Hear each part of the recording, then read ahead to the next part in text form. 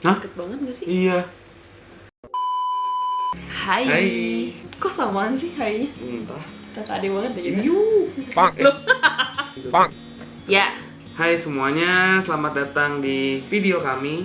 hari ini kita mau ngebahas family cancellation lagi. Masih sama dua bersaudara, kakak cowok dan adik cowok.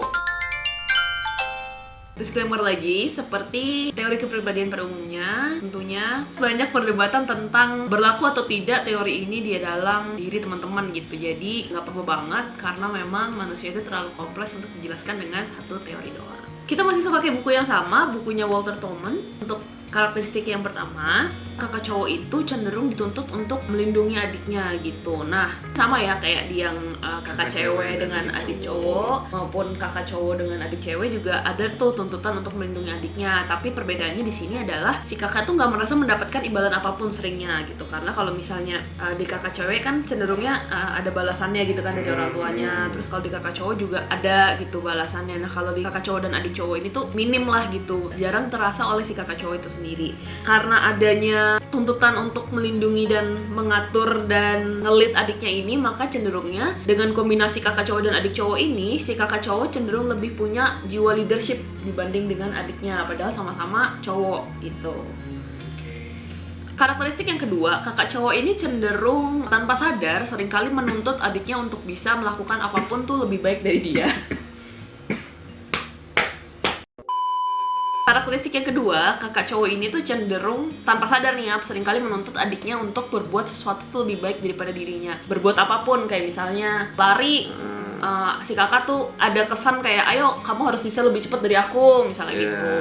Dipacu lah ya, ada pacuan Gitu, ya. dan itu tanpa sadar oleh kakaknya. Tapi mau gimana pun juga, apalagi pada saat mereka masih anak-anak ya, itu kan cenderung nggak akan kekejar gitu. Namanya juga umurnya Iya, kalah gitu jauh. kan. Kalau masih anak-anak tuh pasti cenderung tidak terkejar gitu. Nah, di dalam kejar mengejar ini, Iya.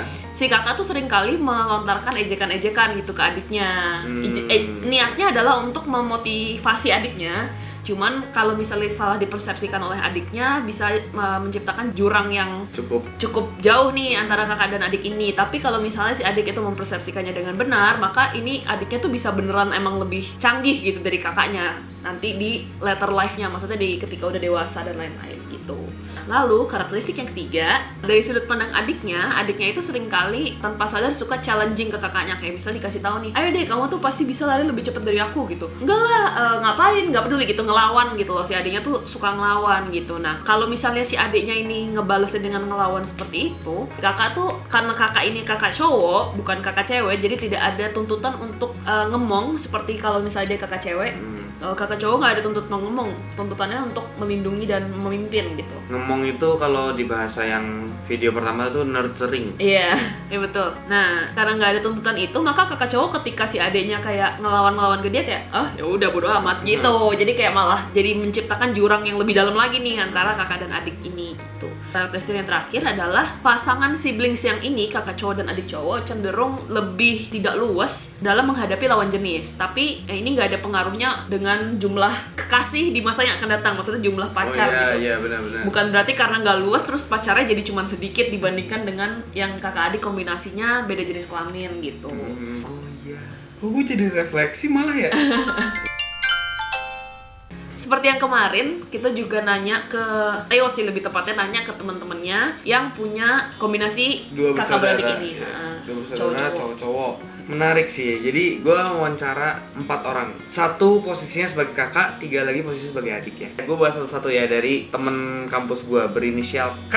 Jadi inisial K ini tuh dia posisinya sebagai kakak, beda usianya 4 tahun sama adiknya. Tadi kan Gege menjelaskan bahwa si kakak itu secara tidak sadar akan memacu adiknya untuk menjadi lebih. Nah, kalau si K ini posisinya sedikit lucu sih. Dari hasil wawancara gue itu mengatakan bahwa gue tuh unggul dalam satu bidang. Adik gue ada kecenderungan untuk ikut ke bidang itu. Karena gue merasa, udahlah, mending lu fokus satu titik dulu aja. Dia ngomong gitu ke adiknya, udah lu gak usah fokus ke bidang ini juga. Jangan kayak gue juga, jangan jualan juga gitu. Udah lu fokus belajar aja dulu. Ntar juga akan tiba saatnya lu akan berdagang juga kayak gue gitu. Somehow si Ade ini tuh menerima pesan itu sebagai oke, nanti akan ada saatnya ketika lu bisa dagang gitu. Tiba saatnya si adiknya dagang, kalau penuturan dari si teman gue ya, adiknya itu menjadi pedagang yang lebih ulung lah daripada dia tuh gitu. Padahal waktu itu dia wanti-wanti untuk jangan dulu. Nah dia tuh colong start, malah yang dirasa sama si teman gue ini lebih oke nih dalam hal bisnis ini gitu. Menariknya adalah kadang kan orang kalau misalkan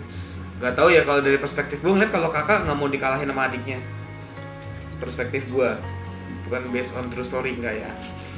Ya jadi nah kalau si temen gue ini jatuhnya lebih ke bangga karena dia merasa oh si adek ini berarti ngelihat gue nih dan dia bisa jadi lebih baik dari gue, bahkan gue bangga sih di sini gitu. Kalau temen gue Si Kak menyikapinya ya si Kak ini sebagai kakak menyikapinya seperti itu.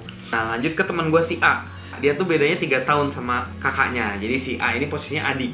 Menurut dia teori yang tadi dijelasin sama Gigi itu adalah teori yang sesuai sama dia waktu masih kecil. Jadi dia merasa waktu masih kecil memang abangnya tuh terlihat lebih daripada dia, lebih dalam banyak hal ya. Dia kayak dia ngebantuin si adik, dia ngejagain juga mungkin ya. Dia nggak terlalu detail sih cerita ke gue, cuman dia nyebutnya tuh abang tuh lebih superior daripada si A, ya si adik. Tapi seiring berjalannya waktu, ada titik tertentu di mana dia merasa harus hidup mandiri nih. Nah, ketika dia harus hidup mandiri, let's say usia SMP, SMA ya, udah mulai beranjak dewasa, teori ini jadi nggak kena lagi ke teman gue ini. Sedangkan kalau yang si Kak tadi kan masih berkenaan nih, sampai kuliah tuh masih kerasa. Sedangkan kalau sama teman gue si A ini enggak. Kenapa? Karena dia merasa udah dituntut untuk hidup sendiri. Gue nggak bisa ngandelin abang gue, ataupun abang gue pun nggak bisa.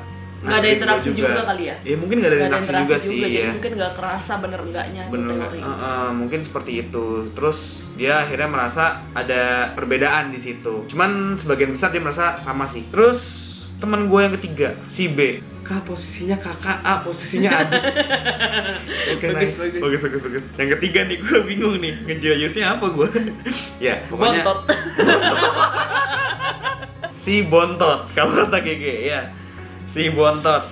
Kalau si Bontot ini si Bontot itu tuh jadi temen gue si Bontot ini mulang semua. Sebel banget gue. Capek. Itu gue sadar tuh yang itu.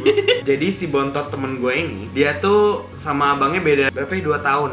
Waktu kecil tuh dia nggak terlalu ingat ada kejadian apa. Tapi waktu mulai beranjak dewasa, mulai masuk SMA, kakaknya mulai kuliah, dia merasakan ada perubahan. Waktu kecil tuh ya main-main bareng, berantem masalah mainan, ya kebanyakan tentang seperti itulah. Tapi ketika mulai beranjak dewasa, dia merasa hubungan sama kakaknya makin deket nih. Karena abangnya ini tuh mulai buka banyak cerita gitu loh, mulai membuka cerita, membuka obrolan. Jadi si abang ini tuh opener banget lah, dia membuka pembicaraan banget. Sedangkan temen gue ini si Bontot, dia tuh jarang banget membuka pembicaraan. Tapi dia bisa banget mengembangkan pembicaraan. Jadi 2 orang yang berbeda ini saling melengkapi gitu loh jadinya. Nah, gara-gara di sini dia jadi lebih deket. Nah, tapi yang menariknya adalah sekarang itu mereka memposisikan dirinya bukan lagi kakak dan adik, tapi lebih sebagai anak-anaknya bokap nyokap, udah gitu aja. Karena statusnya yang udah sama-sama anak bonyok nih ya. Jadi kan sebenarnya agak bias nih bisa jadi teorinya ya. Maksudnya bisa jadi nggak sesuai. Tapi ada satu hal lagi yang menunjukkan kesesuaian dengan teori ini. Jadi walaupun mereka sudah menyamakan status mereka, tapi dari statement teman gue ini si Bontot, abangnya dia itu super mengayomi dan sangat protektif terhadap si Bontot.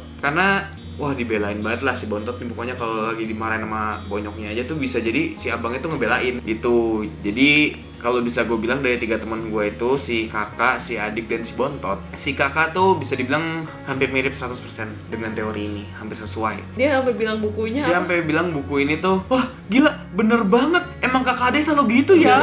Gitu ya.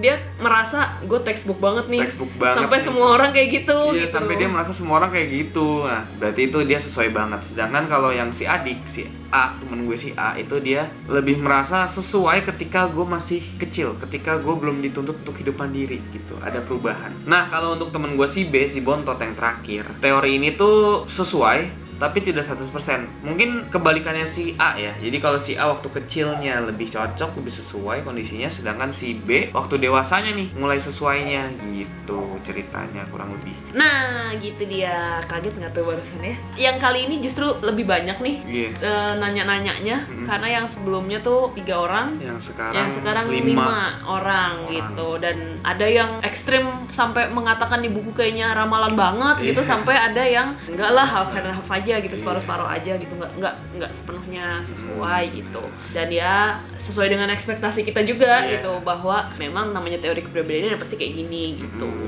Ya semoga dengan kita bercerita di sini teman-teman yang menonton ini bisa merefleksikan ke hubungan persaudaraannya masing-masing gimana sama saudaranya sama siblingsnya. Kalau mungkin sesuai, selamat ada textbook. Seperti gua dan Gigi juga ada textbooknya juga ya kita ya. Buat yang tidak sesuai nggak apa-apa juga, bukan berarti kehidupan kalian salah, enggak.